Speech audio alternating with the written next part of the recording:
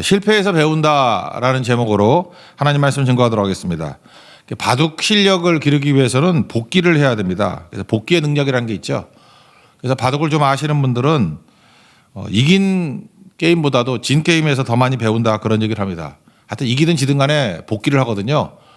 의미 있는 한 수를 두기 때문에 다시 처음부터 둬도 하수들이나 다시 복기를 못하지 웬만큼 되는 사람 머릿속에 다 있거든요. 그래서 한 수 두면 그 다음에 두고 서로 대화를 나누는 거죠. 이거 잘못 두는 수다.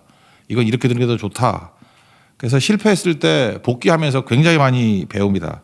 그래서 복기라는 것은 실패해서 배운다 그런 뜻이라는 것입니다. 그러므로 사람이 AI하고 바둑 두면 지는 이유가 뭐냐? 기계니까 무한대로 복기하는 거거든요. 그러니까 복기를 무한대로 하니까 이길 수가 없죠. 왜? 실패해서 배우고. 그러니까 기계는 절대로 실패하지 않겠죠. 실패한 거에서 다 배우니까. 그러니까 사람의 능력으로는 당할 수가 없다. 그런 겁니다. 그래서 지난번에도 이세돌이 이기는 건 뭐냐 하면은 상식적이지 않은 수를 두면 돼요. 그러면 이제 기계는 헷갈리는 거죠. 이거 처음도 못 본 건데. 그래서 그런 거 어려워지는 거죠. 그래서 요즘엔 또 그런 얘기 하더라고요. 그 바둑을 둘 때 그 19줄이잖아요. 근데 그거를 20개로 늘린다고. 그건 컴퓨터가 이해를 못 한대요. 또 다 깨우치면 21개. 바둑을 안 두고 말지, 그죠? 예. 어쨌든 그런 거라고요. 그러니까 기계라는 건 뭐냐 하면은 그냥 실패해서 배울 뿐이지 그 다음 창의력이 없잖아요. 근데 인간은 창의력도 있고 또 하나는 실패해서 배우는 복기의 능력. 그게 중요하다는 것입니다. 두 번째 뭉치가 4장부터 24장이라 그랬죠. 유다의 죄와 멸망. 그러면 죄와 멸망이니까 계속 멸망, 망한다. 그것만 듣는 게 무슨 유익이 있겠어요. 이게 복기로 보면 된다고요. 아, 이렇게 해서 넘어졌구나. 그럼 이렇게 안 하면 될 거 아니에요. 실패해서 배워야죠. 그런 의미에서는 이 에스겔서 24장까지 굉장히 큰 의미가 있습니다. 복기의 능력으로 본다 그러면 그 자체가 승리의 길이 되기도 한다라는 것입니다. 오늘 여기서 복기하는 내용이 뭐냐 하면은 산당제사 드리지 말라는 거예요. 산당 패하라. 이거 복기해 보자고요. 산당의 의미는 편한 거거든요. 산당제사를 왜 드리냐? 편하기 위해서. 그래서 3절 그 뒷부분만 보세요. 너희 산당을 멸하리니. 그러니까 산당제사 드리는 것을 계속해서 바른 신앙이 아닌 것으로 규정하고 계속 성경은 버리라 이렇게 얘기를 한다는 것입니다. 원래 성전에서 모이는 거잖아요. 1년에 3차례는 반드시 가야 되죠. 뭐 6월절, 오순절, 초막절. 근데 산당은 자기 근처에 있는 거 아닙니까? 이스라엘 산지가 많으니까. 그러니까 편리성, 익숙함, 뭐 내가 컨트롤할 수 있죠. 산당에는 전부 다 이렇게 중앙에서 내려가는 권위 있는 자들이 하는 게 아니고 유력한 자들이 힘을 쓰면은 자기 마음대로 할 수 있겠죠. 그래서 내 뜻이 가미가 되기 쉬운 게 산당입니다. 지금 이걸 한번 기도원하고 좀 비슷한 것 같아. 그리고 가면은 뭐 돈 많이 내고 뭐 잘해주면 할 수 있고 지멋대로 해도 컨트롤이 안 되잖아요. 뭐 그런 거하고 좀 비슷한 거라는 것입니다. 이스라엘판 비대면 예배예요. 그러니까 따로따로 드려서 다 된다. 뭐 뜨거운 데도 있을 거고 뭐 지성적인 데도 있을 거고 가지각색인데 하여튼 말씀에 기반이 되는지 아닌지를 확인할 길이 없잖아요. 그게 산당 제사라는 것입니다. 근데 백성들은 되게 좋아하죠. 왜? 내가 컨트롤할 수 있으니까. 내가 컨트롤할 수 있는 걸 사람들은 되게 좋아합니다. 내가 가고 싶을 때 가고. 그래서 비대면 이런 거 좋아하잖아요. 내가 화장 안 하고도 살 수 있고. 뭐라 그러죠? 내가 하고 싶을 때 하고 편안하게. 그런 거라는 거예요. 그러니까 이스라엘판 비대면 예배 그런 게 산당 예배였다라는 것입니다. 그러니까 하나님을 무시하고 가볍게 여기는 거다. 자기중심적인 거다. 이렇게 성경을 접근하고 있어요. 그래서 이스라엘이 개혁할 때마다 특별히 유다의 개혁왕 그러면 두 사람이죠. 히스기야 13대, 16대 요시야. 그러면 이 사람들이 개혁했던 내용이 뭔지 알아요? 제일 먼저 했던 게 산당부터 부셨다고. 산당부터 박살을 내버렸다는 것입니다. 그런데 백성들이 별로 좋아하지 않았어요. 백성들은 산당 제사가 좋거든. 편하니까요. 가까이 가니까. 그래서 히스기야 때 그 아수르가 공격을 하죠. 사네립이. 그래서 예루살렘을 포위하고 사네립이 직접 한 건 아니고 그 밑에 있는 그 뭐 대변인쯤 되는 애가 랍사게 아니에요.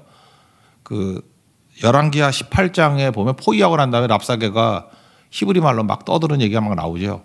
그 논지 중에 하나가 뭐냐면 18장 22절 읽어드릴게요. 우리는 우리 하나님 여호와를 의뢰하노라 하리라마는 히스기야가 그랬다는 거예요. 우리는 하나님만 의뢰한다.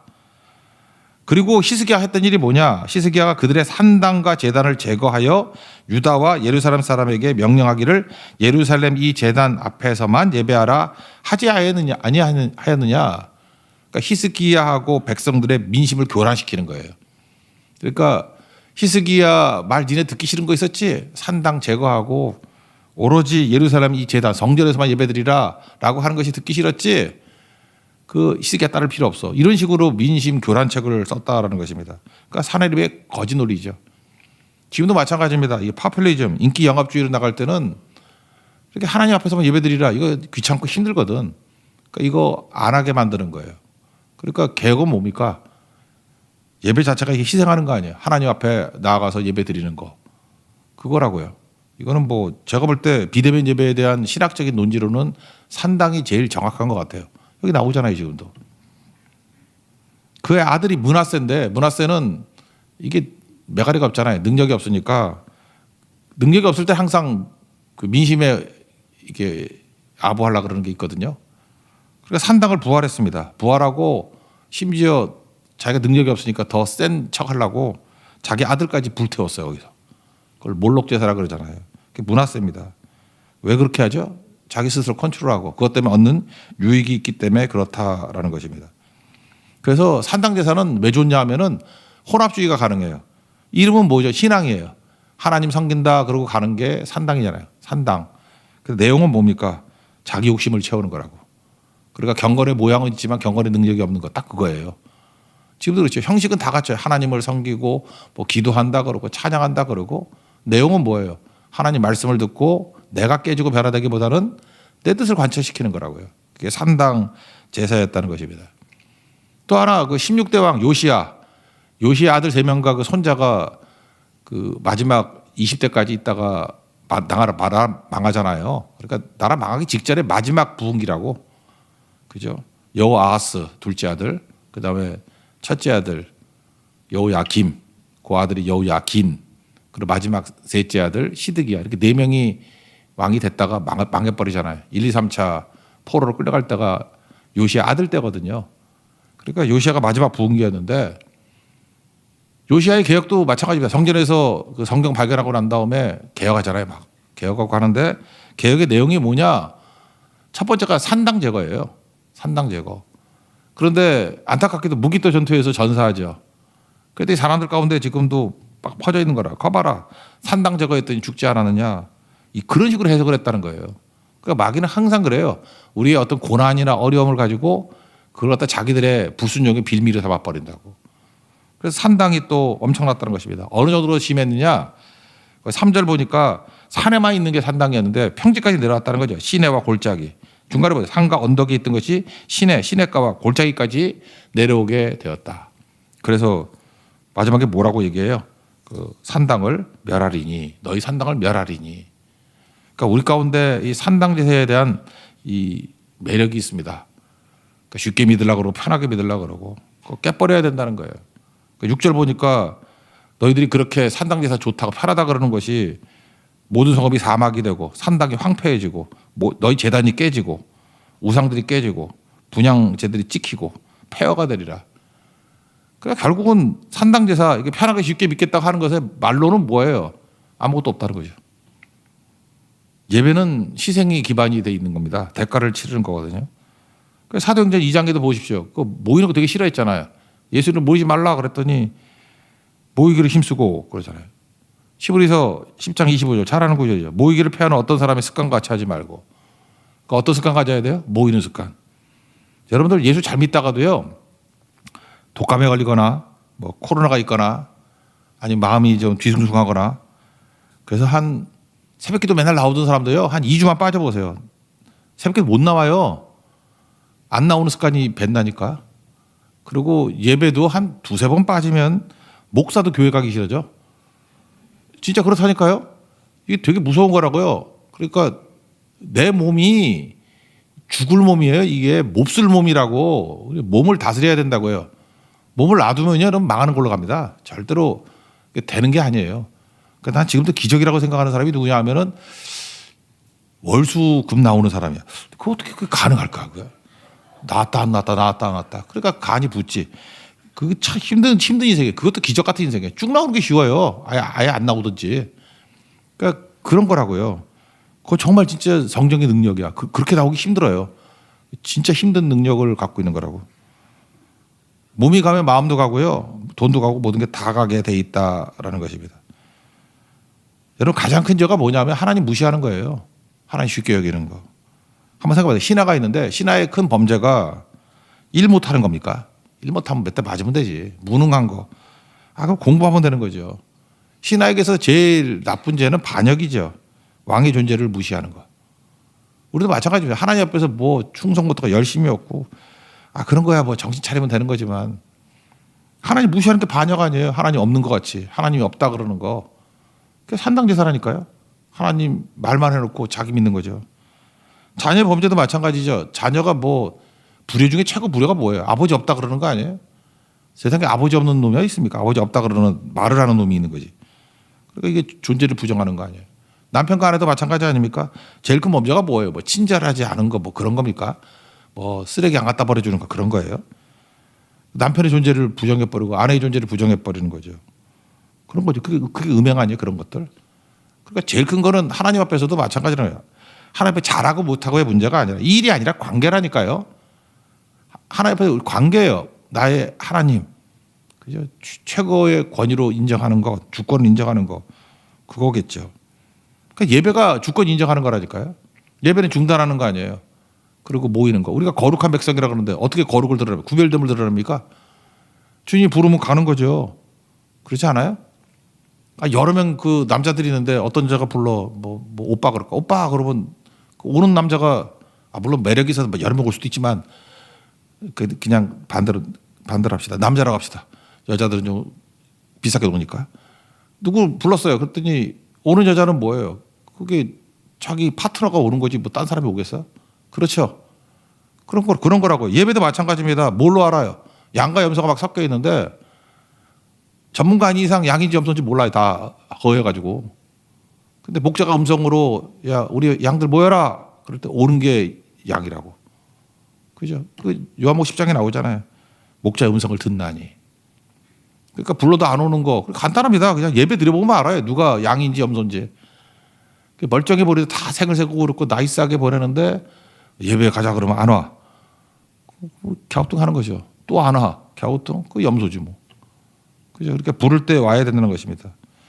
그래서 하나님께서는 일보다도 관계가 우선이라고요. 이스라엘이 블레셋의 판판이 깨지다가 이긴 적이 없어요. 삼손 때 잠시 그건 이긴 거 아니죠. 삼손 때 이긴 거야 그게? 이긴 게 아니잖아요. 그러다가 삼손이 못했던 역할을 이제 사무엘이 하는 건데 사무엘이 블레셋을 최초로 물리칩니다. 블레셋은 강대국이기 때문에 이스라엘은 항상 시달림만 당했어요. 블레셋을 최초로 이겼던 게 사무엘상 7장에 나오는 미스바에서의 승리라고. 그 미스바에서 사무엘이 했던 일이 뭐예요? 삼손이 다 이루지 못한 것을 사무엘이 이루었다 그런 메시지도 있어요. 12번째 사사거든요. 원래 그 탄생 기사가 있는 사람은 패러다임이 바뀌는 사람이라고요. 그러니까 삼손은 탄생 기사가 있어. 하나님께서 삼손으로 사사 시대를 끝내려 그랬었는데 이게 말을 안 들어가지고 혼잡기가 더 있고 난 다음에 사무엘 때 가가지고 마지막 사사라 그러잖아요. 드디어 사사기가 끝나는 거라고. 그가 했던 일이 뭡니까? 미스바에 모이라잖아요. 모이라. 그리고 내가 너희를 위해서 기도하리라. 거기서 회개하고 예배드렸잖아요. 그랬더니 아니나 다를까 무방비로 예배드리니까 벌판에서 블레셋이 공격을 합니다. 그럴 때 하나님의 승리가 있잖아요. 하나님이. 우리 모든 시설을 주님께 돌릴 때 주님께서 우리를 위해서 일하시고 승리를 주시잖아요. 그래서 거기다가 돌비 세운 게 뭐예요? 에베네셀. 여기까지 우리를 도우셨다. 도움의 돌. 그러니까 승리는 내가 열심히 일한다고 승리하는 게 아니고 관계에서 나오는 겁니다. 하나님과의 관계 속에서. 이거 중국 사람들이 더 잘하는 것 같아요. 관시라 그러잖아요. 일 열심히 한다고 되나? 이 관계가 중요한 거지. 관계 성령의 9가지 열매도 다 관계에서 맺는 열매 아니에요? 하나님과의 관계가 좋아지면 하나님이 일하시는 거고. 여러분 사업도 한번 해보세요. 이렇게 관계가 좋으면은 그냥 다 풀려요. 근데 관계가 뭔지 모르는 그 구멍가게 하는 사람들은 열심히 일하면 되는지 알아. 삽질이지 그게. 관계라니까 관계. 모든 건 관계에서 이루어지게 된다. 바보들은 뭐예요? 관계 깨버리는 거지. 관계가 깨지면은 여러분 황폐화돼 버립니다. 아무것도 아니라는 거예요. 제1 관계가 뭐예요? 하나님과의 관계죠. 내 앞에 하나님을 두라. 여기서부터 모든 능력이 나타나게 된다라는 것입니다. 선교요. 옛날에는 일주일 갔잖아요. 일주일. 국내 선교도 제가 처음 했을 땐 5일 했는데 그러다가 3박 4일로 줄고 이제 너무 바쁘다 그래가지고 3일로 줄이고 그런데 그거조차도 또 이틀로 줄여서 오는 사람이 있어. 꽤 많아요. 그 정신이 그 망할 놈의 정신이에요. 그 썩은 정신이에요. 그 이틀 하면 또 하루 올 거야. 그게 뭐하고 똑같은 자리가 지가 가는 심리하고 똑같은 거라고. 그 늦게 오면 대접받고 뭐 있는 것 같이 보이죠. 화 있을 진저. 사무엘상 2장 30절 딱 그대로예요. 나를 존중 여긴 자를 내가 존중 여기고 나를 멸시하는 자를 내가 경멸히 여기리라. 이거 대충 섬기는 사람들이 하나님도 똑같이 다루실 겁니다. 똑같이 대충 다룰 거라고. 이게 무서운 얘기예요. 이거 정신의 문제거든요. 혹시라도 우리 주변에 그런 사람이 있고 우리 가족 가운데 그런 사람이 있다 그러면 통곡해야 돼. 통곡. 하나님 너 분명히 3분의 2로 다룰 거야. 그거 되게 비참한 거거든요. 아예 죽는 게 낫지 몸에 3분의 2만 있으면 그거 이상해요. 잊지 말라고요. 이게 말씀이라는 거예요. 그래서 산당 정신 이거는 산당제사는 우리를 병들게 만들고 껍데기로는 뭐 형식은 다 갖췄어요. 하나님 섬기고 예배드린 것 같이 보이지만 이건 진짜 망할 짓입니다. 그걸 배워야 된다는 거예요. 우리 복귀해 봅시다. 우리 삶 속에 산당제사가 들어와 있는 부분이 있다 그러면 끊어버리고 말씀으로 돌아가는 하나님의 거룩한 종 되기를 바랍니다. 그리고 두 번째 얘기인데 여호와인 줄을 알리라. 제가 어제도 말씀드렸지만 이 컴퓨터 성경을 찾아보니까 에스겔서에 58번 나와요. 58번. 그리고 지금 6장에서만 4번 나온다고요. 7절, 10절, 13, 14절 이렇게 4번 나와요. 내가 여호와인 줄을 알리라. 이거 뭘 얘기하는 거죠? 일계명이에요. 내 앞에 하나님만 두라. 그러니까 뭐예요? 하나님 밖에는 없다 그 얘기예요. 그걸 알려주기 위해서. 그럼 우리 모델이 두 가지가 있죠. 구원 모델이니까 순종해서 오직 하나님밖에 없습니다라는 것을 만천에 알리는 거. 그게 창세기 12장이나 출애굽기 19장에 나오는 하나님 백성들의 모델 아니에요. 근데 불순종하면 불순종을 통해서 깨지는 걸 통해서 하나님밖에 없다는 걸 알려준대요. 그러니까 여기도 복귀죠. 두 가지 길이 있다니까 우리는 다 하나님을 알리는 존재들이에요. 그러니까 순종을 통해서 알려야지 얻어 터지고 깨지는 걸 통해서 알려야 되겠느냐 그런 거죠. 내 앞에 여러분 뭘 두고 있습니까? 배우자를 두고 있고 배우자 아니면 뭐 결혼 안 한 분이라 그러면 내 뭐 남자친구 여자친구를 앞에 두고 있고 자녀를 앞에 두고 있고 돈 많은 부모를 앞에 두고 있고 우리가 뭘 할 때 걸리는 게 다 이거예요. 내가 보니까 제일 사랑하는 거거든. 하나님 말고 제일 사랑하는 거. 배우자, 자녀, 돈 많은 부모. 내가 볼 때 이게 더 구체적인 것 같아. 인격이 포함되어 있기 때문에. 그러면 이것 때문에 어떤 일이 벌어지냐. 이게 박살나면서 그죠? 뭐 어떤 분은 그래요. 뭐 울면서 와. 뭐 자기가 세상만 따라다가 아내가 죽었대. 배우자 죽음 위에 상실감. 자녀 가출하고 상실감. 돈 많은 부모 파산하고 상실감. 그러고 난 다음에 고백이 또 똑같아. 하나님이 살아계신 줄 이제 알았대. 예, 그렇게 하는 방법도 있죠. 예. 그 얘기 하는 거예요. 복귀. 그렇게 하면 안 된다는 거죠. 하나님 앞에 순종했더니 우리 배우자가 살게 되고 자녀들이 바닥에 있다가 일어서게 되고 돈 많은 부모님이 돈만이 아니라 예수님을 알고 난 다음에 쓰임받은 종이 되었다. 이렇게 구원 모델로 알려지는 것이 옳다 그런 겁니다. 하나님 말씀대로 순종하면 두 가지가 있다 그랬죠. 어제 중심이 된다. 그 주변에 있게 중심이 된다. 강해진다. 그 뒤집어 얘기하면 뭐겠어요? 불순종하면은 중심이 아니라 흩어진다. 디아스포라 흩어진다. 강해진다 대신에 뭐예요? 약해진다. 황폐해진다. 오늘 그 얘기예요. 불순종하면 그 반대의 현상이 벌어진다는 거예요. 흩어지게 되고 황폐해진다. 둘 다 하나님은 증명하고 계십니다. 내가 여호와인지를 알리라. 그러니까 구원 모델로 알리지 말고 알려야 되고 심판 모델로 알려서는 안 된다 그런 얘기예요. 그래서 내가 여호와인지를 알리라가 네 군데 나온다 했죠. 7절, 10절, 13, 14절. 요거 그거 한번 살펴보면 나오겠네요. 7절을 읽겠습니다. 시작. 또 너희가 죽임을 당하여 엎드러지게 하여 내가 여호와인 줄을 너희가 알게 하려 함이니라. 그러니까 멋대로 산당 제사 드리면 죽임 당한다 그런 얘기죠. 뭐 쉬운 거 따라가냐? 그 죽임 당한다. 원래는 이런 거죠. 하나님을 잘 섬기면 대적이 두려워해야 되잖아요. 근데 우리가 불순종하면 내가 두려워해. 그러니까 대적이 당할 모든 것들을 다 내가 다 당하는 거예요. 그래서 내가 어떻게 보면 하나님의 대적이 돼버리는 거죠. 대적이 겪어야 될 것들을 다 겪으면서 깨닫는 거라고. 그러니까 이건 뭐 어리석다밖에 얘기할 수 없는 거죠. 그러니까 쉽게 말해서 구원 모델 되라는 거예요. 제발 이런 심판 모델 되지 말고. 두 번째 10절이죠. 10절 읽겠습니다. 시작. 그때야 그들이 나를 여호와인 줄 알리라. 내가 이런 재앙을 그들에게 내리겠다 한 말이 헛되지 아니하리라. 언제 아느냐면 흩어질 때. 이게 8절 9절에 나온다. 그 앞에. 바벨론에서 알게 된다는 거죠. 그러니까 부자와 나사로도 보세요. 지옥 가서 부자도 알게 되잖아요. 타이밍의 차이지 아는 건 다 똑같다라는 거예요. 그러니까 순종했을 땐 중심이 됐었는데 말씀 불순종하니까 흩어지게 되더라. 8절을 보세요. 너희가 여러 나라에 흩어질 때 너희 중에 뒷부분에 남은 자가 있게 할지라. 거기서 깨달음이 있다라는 거예요. 9절에 보면 여기 기억하되 또 뒤에 보니까 기억하고 스스로 한탄하리니. 그러니까 흩어질 때 돌이킨 자가 있다라는 거예요. 뭘 기억해? 말씀을 기억하는 거잖아요. 말씀을 기억하고 한탄하는 거죠. 뭘 한탄해요? 말씀 순종 안 했더니 중심이었다가 흩어지게 되고 말씀 순종 안 했더니 강했던 우리가 이렇게 황폐해지는구나. 약해지는구나. 기억하고 그다음에 한탄한다. 가슴을 치면서 발을 동동 구르면서 이게 깨닫게 되는 거죠. 그렇게 깨달은 사람을 뭐라 그래요? 남은 자라 그런다고. 남은 자는 뭐예요? 돌이킨 자, 회개한 자. 반드시 있습니다. 그래서 그런 사람을 통해서 하나님께 새롭게 일하신다는 거죠. 이번 고등선교 때 우리 주작과 같이 부를게 영원한 왕 예수 그거 하려고 그러는데 그 불렀던 그 오리지널은 그 뭐죠? 그 스캇 브라이언인가 뭐 그 양반인데 그거 뭐 이렇게 뭐라 그러죠? 이렇게 카피라고 하든가 렘넌트 크리에이티브라고 하는 데도 부른 데가 있대. 이게 더 친근하더라. 렘넌트가 뭐예요? 남은 자거든. 남은 자 찬양단이 있는가 봐. 렘넌트 크리에이티브.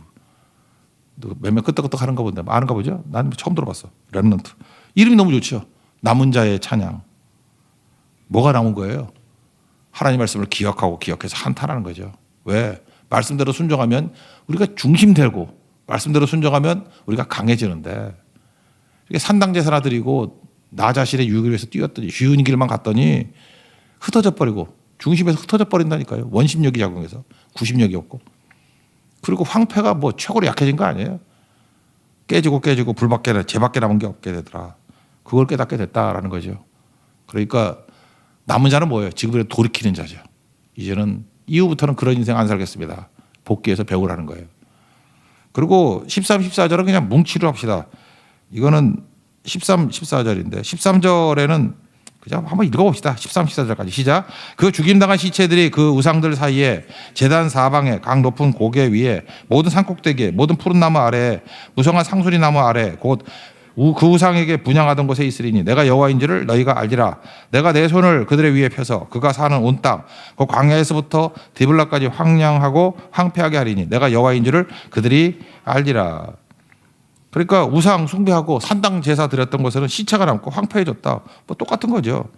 근데 이게 뭐냐 하면 왜 산당 제사를 드리는 거냐? 여기 또 중요한 의미야. 산당이 영어를 보면은 하이 플레이스예요. 높은 곳. 그러니까 높은 것만 추구하는 게 산당 제사입니다. 참 묘한 게 뭐냐면요. 말씀을 제대로 들으면요. 우리를 교만하게 안 만들어요. 겸손하게 만들고 우리는 죄인이라고 그러고 병자라고 그러고 예수님 붙들면 비로소 승리한다. 이렇게 나온다고요. 겸손한 자에게 은혜가 임하게 된다. 근데 말씀을 떠나가지고 이게 산당에 비슷한 데로 가면요. 뭐 이단이나 뭐 기도원파 이런 쪽으로 가면은 자꾸 나를 부추겨. 내가 괜찮은 인생 같이 보이고 헌금도 잘하시네요. 어쩜 이렇게 신앙이 좋으세요? 그죠? 진짜 일꾼이시네요. 자꾸 이렇게 북돋워 준다니까요. 그래서 나 자신을 하이 플레이스에 두게 만들어요. 하나님을 높이지 않고 자기 자신을 높이는 곳으로 갑니다. 자, 어떤 성도 고백하고 회개하는 걸 봤어요. 나에게 산당은 뭐냐? 자기는 장로가 되는 게 목표였대. 그래서 장로 되기 위해서 이리저리 돌아다니고. 그게 바로 뭐냐 하면은 산당이거든요. 나를 높이는 거. 어떻게 그런 인생을 살아? 그러니까 이게 바벨탑이죠. 바벨탑의 내용이 뭐예요? 창세기 11장 3절 4절. 우리가 벽돌을 굽자. 우리가 탑을 건설하자. 우리가 하늘에 닿게 하자. 우리가 우리 이름을 내자. 우리가 흩어짐을 면하자. 그래서 박살난 거 아니에요. 교회 와서도 한 자리 하려고. 그죠? 뭐 여자들은 뭐가 제일 센가? 곡간 열쇠인가? 누가 주방을 차지할 것인가. 요즘엔 또 아니대. 누가 안 할 것인가 막 그러고 있대. 이게 은혜인가 헷갈림인가 나 잘 모르겠어요. 하여튼 간에 그래요. 여러분 로마서 9장 오늘 수요일인데 지난주에 살폈던 내용이기도 한데 사도 바울이 그 하나님의 선택을 얘기를 하면서 어떤 학자가 제일 탁월한 얘기가 이거라 그랬어요. 9장 12절에 리브가가 이렇게 말을 했어요. 큰 자가 어린 자를 섬기리라. 큰 자가 어린 자를 섬기리라. 그러니까 에서가 야곱을 섬기리라 이렇게 말하지 않고 큰 자가 어린 자를 섬기리라. 이 해석이 탁월한 해석이라는 거예요. 그러니까 큰 자 어린 자를 규정한 게 아니라는 거예요. 에서니 야곱이니 규정된 게 아니라 섬기는 자가 큰 자라는 거예요. 그 예수님 말씀도 있잖아요. 마태복음 20장 26절에 누구든지 크고자 하는 자는 너희를 섬기는 자가 되고 열려 있다는 거죠. 우리도 마찬가지예요. 누가 큰 자입니까? 섬기는 자가 큰 자예요. 근데 반대로 큰 자가 되려고 노력하면은 작은 자 되는 거예요. 무너지게 된다는 거예요. 이게 되게 중요한 거죠. 산당 제사의 특징은 뭐냐면 내 욕망을 부추겨요. 내가 하고 싶은 거. 그 대표적인 게 높아지는 거잖아요.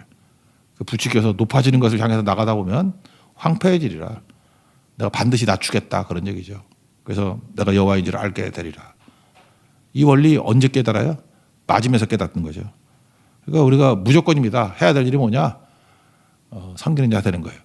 우리 세 가지로 시래산 언약에서 부르셨잖아요. 내 보물이다, 소유다, 그리고 제사장이다, 거룩한 나라다. 쓰임 받으라는 거죠. 다리 놓게 쓰임 받으라. 그래서 하나님께서 우리에게 주신 모든 축복과 은혜는요, 태워야 됩니다. 소질해가지고 주로 해서 다 쓸 줄 알아야 돼요. 근데 그 안 되는 사람들 보면 참 보기도 안타까워요. 조금 알량한 축복 받으면 그거 갖고 쪼르르 가서 놀라 그러고, 쪼르르 가서 뭐 딴짓 하려 그러고, 쪼르르 가서 자랑하려 그러고. 이 에스겔에서 나오는 얘기들이 우리 주변에서 발견되지 않기를 원합니다. 그게 지혜잖아요. 좀 하수로 놀지 말고 이제는 복귀하면서 배워야 됩니다. 이렇게 성경이 말하고 있잖아요. 이 길을 뻔히 듣고 또 이 길을 가요? 이거를 알았으면 반면교사를 삼고 안 가야죠. 그래서 우리 먹고도 운동 안 하면 콜레스테롤 있다 그러고 뭐 비만 되고 막 그러잖아요. 먹은 거 있으면 다 태워서 없애야죠. 그죠? 막 걷기도 하고 막 일도 하고 그러잖아요. 그래야 건강해지는 거죠. 하나님께 주신 모든 축복과 은혜를 주의 부르심에 사용하는 하나님의 거룩한 종 되기를 축원합니다. 자리에 세려가겠습니다. 십자가를 참으신 참만 찬양하겠습니다.